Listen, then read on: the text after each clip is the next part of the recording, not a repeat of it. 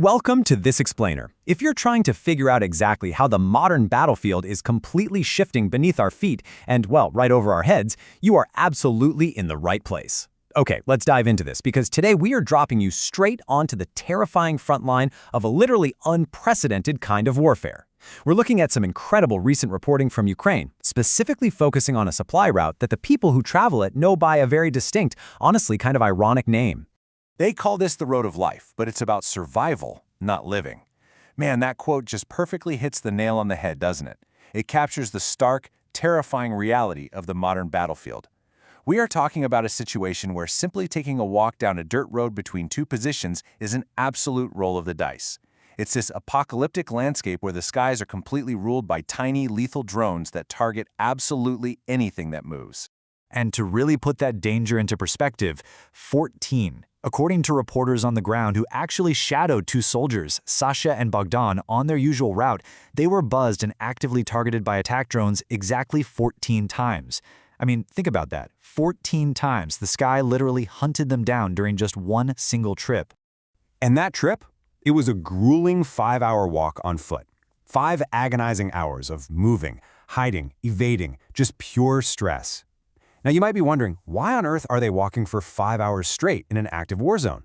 Well, because taking traditional transport right now is an absolute death trap. Vehicles are just instantly targeted from above. To survive the road of life, you've got to be on foot. And this brilliantly illustrates the massive shift in combat tactics, which brings us to surviving the road of life, the anatomy of the threat. You know, the battlefield has fundamentally transformed in basically just a year. The old battlefield, that relied on tanks, heavy armored vehicles, and cars moving troops around quickly. But on the new battlefield, forget about it. Nobody drives cars on this road anymore unless it's an absolute last resort. Nobody is driving tanks. The source reporting actually shares a really tragic anecdote about this. Just 2 days prior to them being there, a lieutenant was killed when his car was struck. So the modern front line means moving on foot, sometimes guided or supported by ground robots and automation. The threat from above is just constantly evolving, taking on all these diverse and deadly forms on a monthly basis. First up, you've got loitering drones. They just hover low, waiting for a target to show up. Then there are drones specifically rigged to drop explosives straight onto troops. And even more terrifying, soldiers have to keep moving, because if they stop, they could literally get surrounded by a drone swarm. And the psychological warfare here is just off the charts. Sometimes what looks and flies like an attacker, dropping in like a gray streak to worm down on an individual, is actually just a recon drone, but you don't know that. They target groups, they target individuals, they target anything. So what do you actually do when that gray streak comes for you? Well, the immediate physical reactions required to survive an attack are incredibly frantic. First, hide in the trees. The trees aren't just for camouflage. They act as physical barriers where drones actually struggle to maneuver. Second, shoot at the sky. Third, run. You literally wait for the gunfire to stop and then you just sprint. And finally, fire your own drones right back. It's a chaotic, physically exhausting pacing of frontline survival. But forces are finding ways to fight back against this automated terror. Let's look at engineering survival adapting to the swarm.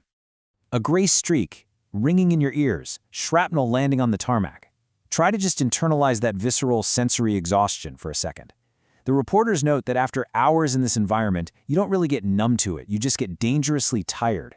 The buzz literally stays with you, ringing in your ears for hours afterwards. There's zero respite. Even when a drone is successfully shot down and there's no massive explosion, the deadly debris just drifts right down around you. It's this environment of constant, unrelenting physical and psychological pressure. Now what's really fascinating here is how simple physical engineering is being used to defeat highly advanced electronic warfare. One major innovation we're seeing pop up all over the front lines right now is the use of fiber-optic cables. We're talking about tiny threads physically connecting the drone up in the sky directly to the human controller down on the ground. Because the connection is physical and rolls out over tens of kilometers, it completely stops the enemy from jamming the radio signal.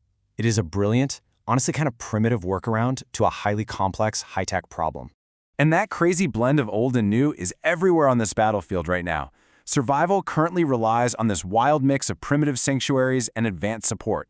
On one hand, you literally have soldiers repairing simple physical netting strung up to catch explosives, or diving under tree canopies to hide from the aerial view. But then, on the exact same road, you have ground robots actively replacing human porters to resupply food and ammo to the front lines. It's wild. Which brings us to this incredible quote from the ground. If you can make the robot your friend, your porter, In a war where machines up in the sky are normally the deadly enemy, soldiers are taking ground machines and repurposing them to be absolute lifelines. They're adapting, they're learning, and they're engineering their way through this bizarre new warfare, utilizing automation to save human lives whenever they possibly can. So, the crucial point is, how does all this intense ground-level horror actually translate to the wider momentum of the war? Let's zoom out to the macro-strategic shift, momentum through tech. 35,000. According to Ukraine, this staggering number is the immense cost Russia is paying right now. 35,000 dead and wounded every single month across the front. Because of this heavily fortified, drone-dominated environment we just talked about, the Kremlin's advance, particularly down at the Constantine front, has been slowed to an absolute crawl. It is a horrific grind, no doubt about it, but strategically, it's holding the line.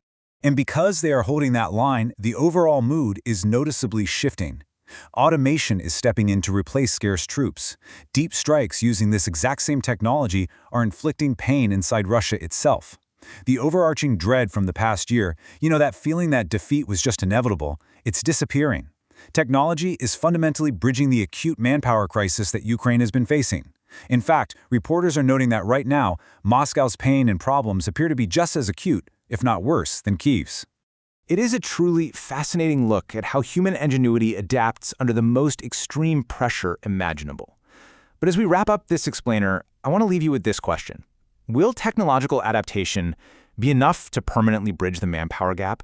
Can drones and ground robots truly hold the line in the long term? Or is this really just the first chapter in a much larger, darker story of automated warfare? It's something to think deeply about as we watch this totally new era of conflict unfold. Thank you so much for joining me, and hey, keep your eyes on the skies and the tech shaping them.